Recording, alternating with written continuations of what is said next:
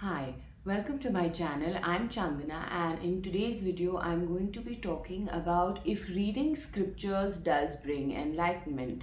So first of all, when you read a scripture, it is an ocean of not just knowledge but esoteric knowledge as well. So only when you comprehend that and when you understand the real meaning of it, and then you apply that in your daily life or in your spiritual practices, is what leads you to enlightenment. Right now, the second thing is, if you're just going to read it, irrespective of which language you're reading, whether you're reading it in Hindi or in English or in Kannada, Telugu, Bengali, whatever language you're reading in, that again is not going to bring in enlightenment unless you understand and comprehend and implement. That means all the teachings have to be put into your everyday living practice. Okay, and now this doesn't necessarily mean doing a specific sadhana or doing a specific mantra, but what the scriptures are trying to tell us is that there is a certain way that we should be living our life, that is eating, breathing, walking, sleeping, right, with a certain level of consciousness, with a certain level of awareness. So only when you do that will the enlightenment start happening, because you will know how better to handle your karmas, how better to not create more karmas, where your lessons are, where your tests are, what is it that you need to do, with how you need to behave with yourself, with society, with your relatives, and all of that.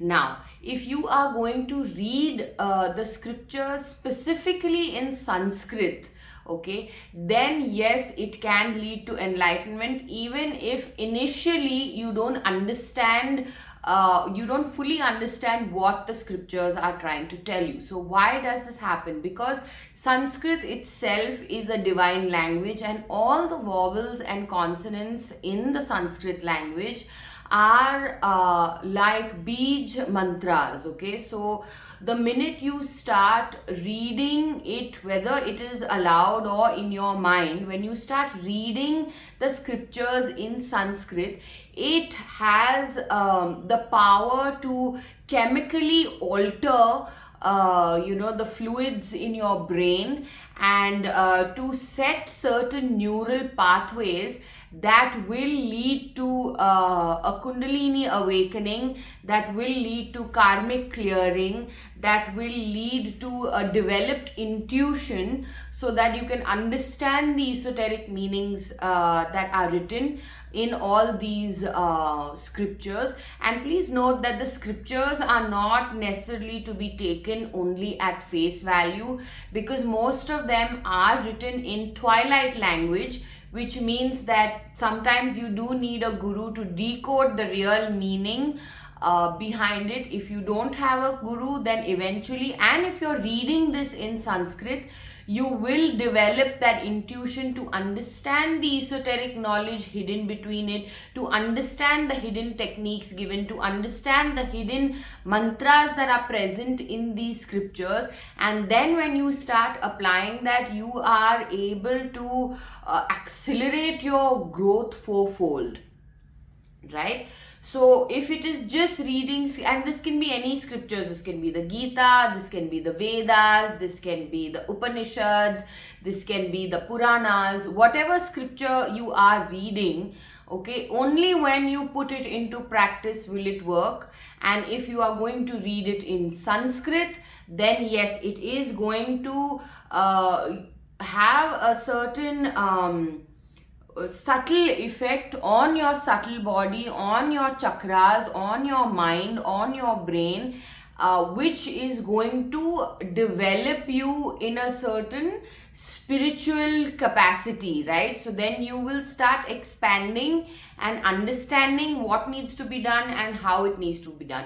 So if you're just going to blindly sit and read part after part and all that, and think that it's going to lead to enlightenment, it's not. Now, depending on what kind of parts or stotras, usually irrespective of whatever language it is translated into, it is still the same, right? Like now if you say, for example, Om can be written in Hindi, in English, in Kannada, in Tamil, in Telugu. But the point is, when we're chanting it, we're all saying the same thing, right? We're saying the same word. The pronunciation is the same. The word is the same. The letters are the same, right? It's just the dialect is different.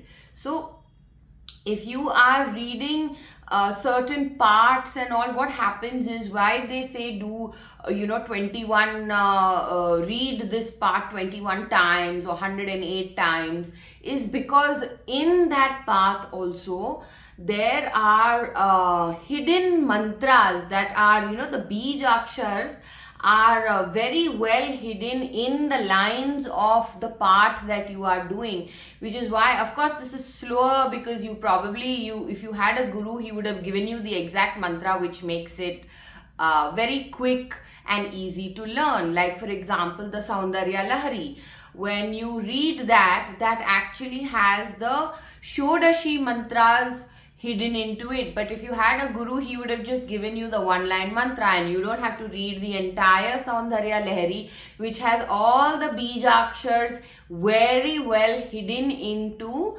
the entire chant, the entire scripture, right? But today what I'm trying to tell you is that we tend to read the translated versions, we read the commentaries on the Upanishads or the Vedas or the Puranas. So even when you read the commentaries, if you are able to digest and comprehend and implement all of that, then it works for you. If it's not, just sitting and reading scriptures is not going to take you anywhere, is not going to help you at all on your spiritual journey, because on the spiritual path, the practical and the field work is much more important than the theory. So theory is just for you to understand, but if there is no implementation and execution thereafter, you're not going to progress 1 millimeter in your spiritual journey.